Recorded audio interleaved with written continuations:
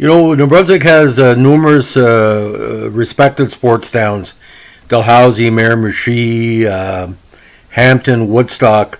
But when you come from Sussex, New Brunswick, there's a legacy that a lot of people don't know about.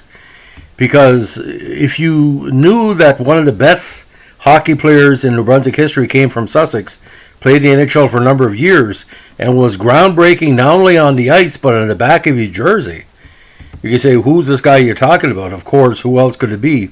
But the very important New Brunswick athlete, Joe Lamb. Now, Joe Lamb was inducted in the Brunswick Sports Hall of Fame in 1972 for his very diverse sporting career. We're going to touch a lot of bases because it's quite interesting when you dig deep.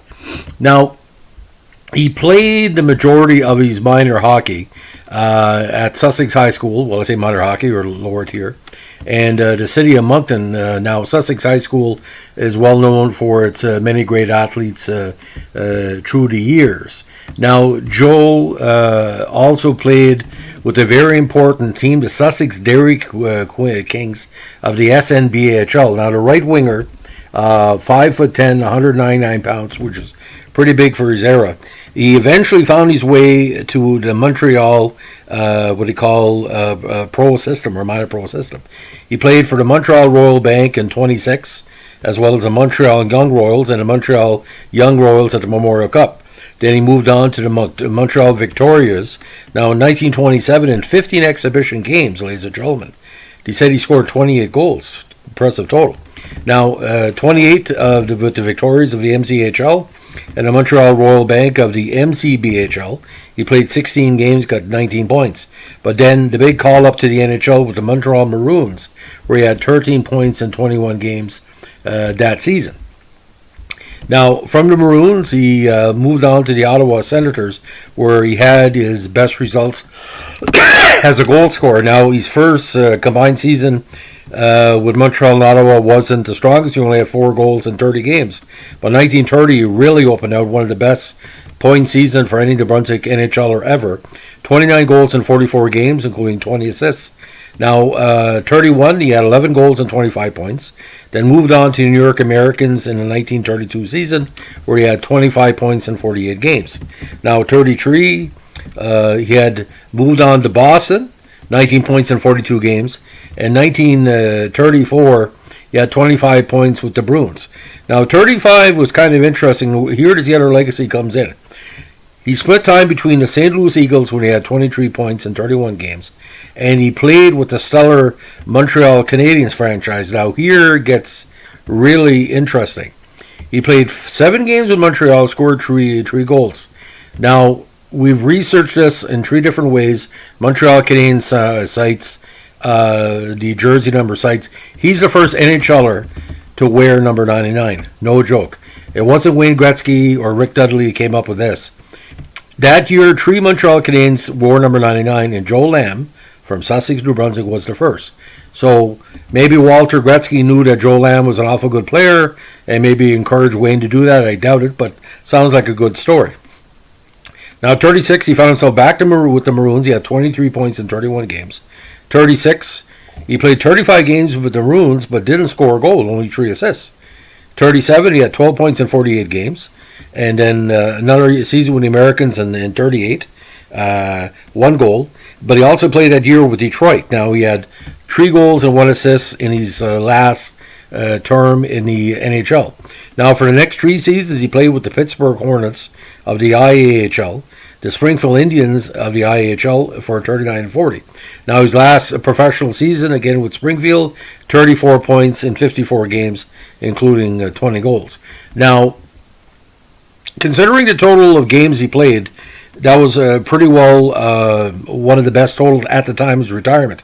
443 games, 209 points, 108 goals, 101 assists, and in the playoffs, a goal and assist for 2 points.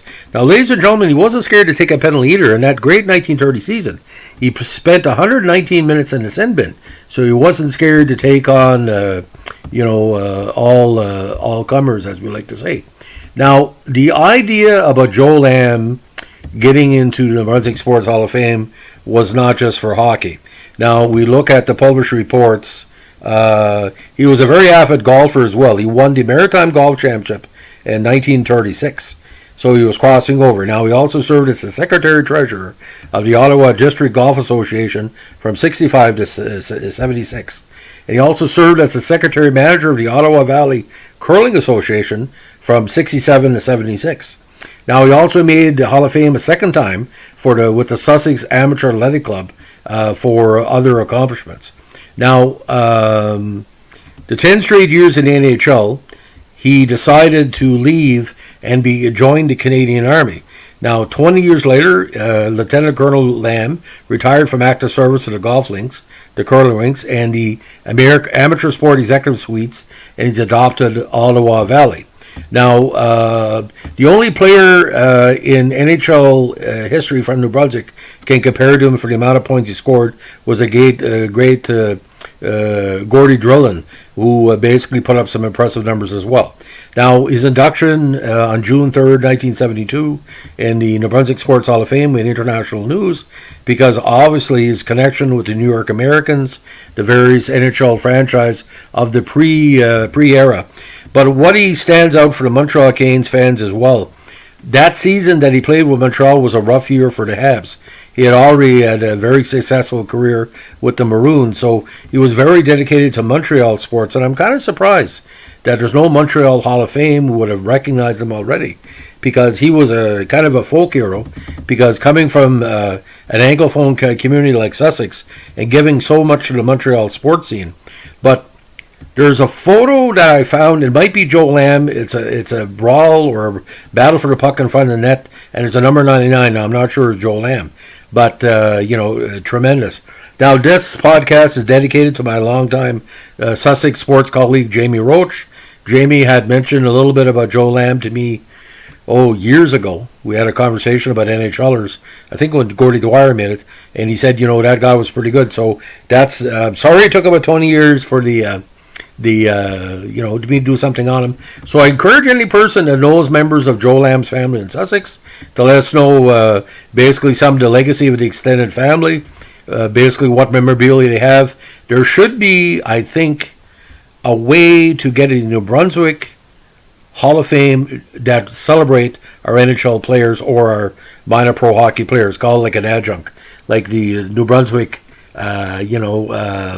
Pro Hockey Hall of Fame. There's enough players, my God. You could do tons of stuff, and the YouTube alone, because Hilliard Graves and the Harveys and everything like that, just tremendous. Danny Grant, Jake Allen, all the great players through there. Cedric Desjardins, a lot of tape on him as well. So listen, ladies and gentlemen, it's been a rough day in the States today. We hope you can get your mind off things. If you're dropping into our channel today, we appreciate, and we're sending love to all our friends in the States, because my God, your country needs it right now, doesn't it? Have a good day. Bye.